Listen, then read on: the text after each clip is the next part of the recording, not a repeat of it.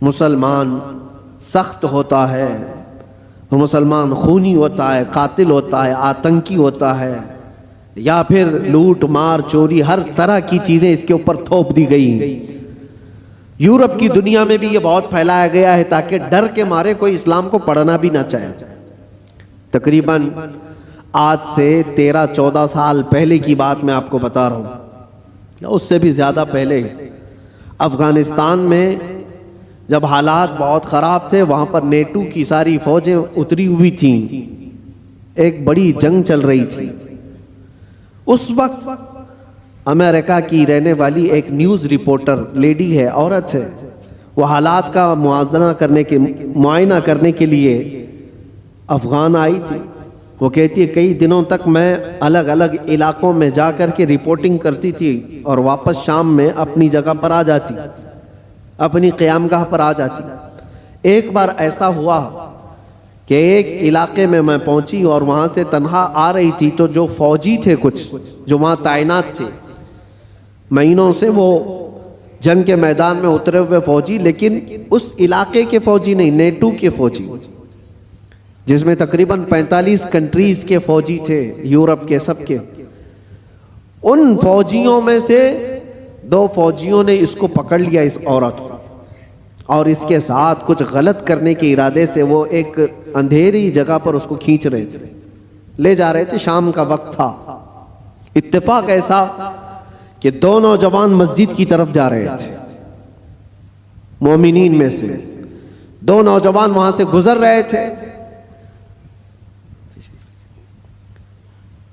तो वो 2 नौजवानों ने अचानक जब ये हालत देखी कि एक खातून को जोर जबरदस्ती पकड़ करके कुछ लोग घसीट रहे हैं, तो उन्होंने आवाज लगाई और ताकतवर पठान लोग थे, हमला आवर हुए। तो फौजी चूंकि गलत नीयत से उसके साथ बदतमीजी कर रहे थे, छोड़ करके भाग गए जब तक उस औरत के कपड़े उपड़े फटे हुए थे, हालत बुरी थी। लेकिन ये 2 नौजवान मुसलमान थे, दाढ़ी टोपी वाले, उस खातून को वहां से आज़ाद कराया और अपने तरफ ले लिया, अपने पास ले लिया।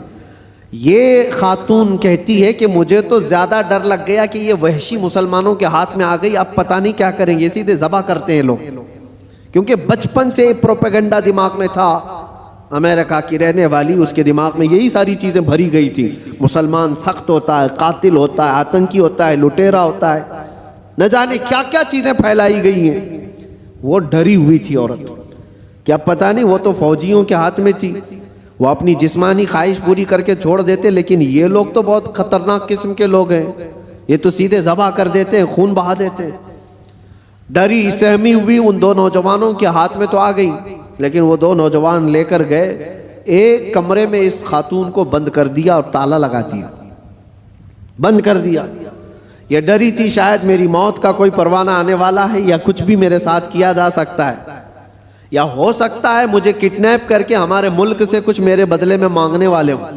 तरह तरह के ख्यालात आ रहे थे। वो न्यूज़ रिपोर्टर है, कहती रात हुई तो अचानक दरवाज़ा खुला, और पूरा दरवाज़ा नहीं खुला, बाहर ही से कोई बड़ी थाल जिसमें खाना पानी सब कुछ था, अंदर उन्होंने ढकेल दिया और कपड़ों का एक जोड़ा भी अंदर पहुंचा दिया, और फिर दरवाज़ा बंद कर लिया।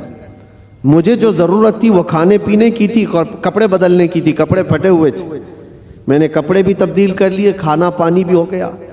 दूसरे दिन भी बराबर वक्त पर दरवाज़ा थोड़ा सा खुलता और खाना आ जाता, फिर बंद हो जाता, जो ज़रूरत की चीज़ थी। लेकिन कोई जवान अंदर नहीं आ रहा है, कोई जवान अंदर नहीं आता, दरवाज़ा बाहर से बंद होता है। शाम हो गई, 2 दिन वहाँ पर उसने गुजारे। उसके बाद वो कहती है कि उसके सिफारत खाने के लोग, उसके एम्बेसी के जिम्मेदार लोग आए उन नौजवानों के साथ। जब दरवाज़ा खोला और उनकी ज़ुबान में, उसी औरत की ज़ुबान में बात किया और कहा कि हम तुम्हारे सिफारत खाने से आए हैं, इन नौजवानों ने आकर हमें ये इत्तला दी कि फ़लाँ मुल्क की इस तरह की एक खातून मजलूम थी, हमने उसको पनाह दिया है, उसकी हिफाजत की है, आप आएँ, अपनी औरत को ले जाएं और उसके मुल्क तक सही सलामत पहुँचाएँ।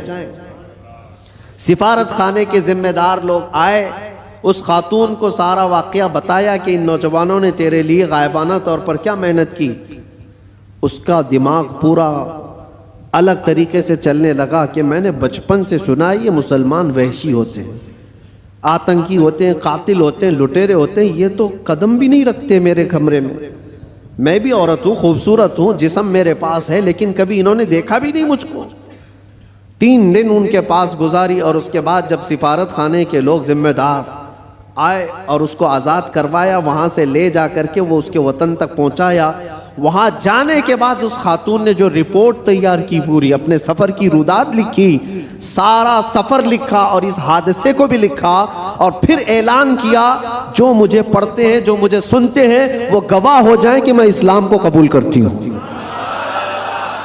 इससे बेहतर मेरी इज्जत की हिफाजत मुझे कहीं और नजर नहीं आती।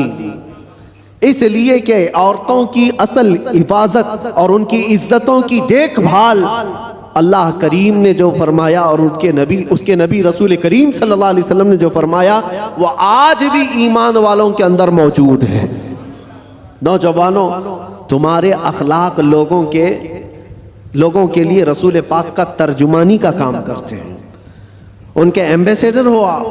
और ख़ास तौर पर रमज़ान में आप देखना, कई मोहल्लों में जहाँ तुम्हारी शब्बाशी हो रही होती है, रात की रौनकें, और इस शहर में ख़ास तौर पर जो चकाचौंध रोशनी है, इसको देखने के लिए बहुत सारे लोग आते हैं, बल्कि दूसरे ही ज़्यादा आते हैं। हो सकता है खाने पीने आते हो, मौज मस्ती भी मकसद हो सकती है, लेकिन मेरे अजीज़ों, इन दिनों में तुम्हारे अखलाक व किरदार बहुत अहमियत के हामिल होते हैं। इस वक्त तुम हुजूर पाक सल्लल्लाहु अलैहि वसल्लम के रिप्रेजेंटेटिव हो। रमज़ान को इस तरह से गुजार करके दिखाओ कि आज भी हमारे अंदर स्पिरिचुअलिटी, रूहानियत कैसी है। हम खाने पीने के लिए पूरी रात गुजारने वाले लोग ही नहीं हैं। खाना पीना तो जिंदगी का एक छोटा सा हिस्सा है। हम आए हैं यहाँ अपने रब को राजी करने के लिए। इस्लाम का ये अजीम मैसेज और इस्लाम का ये अजीम पैगाम पहुँचाने का जरिया है। कितने ऐसे लोग हैं जो हमसे राब्ता करते हैं।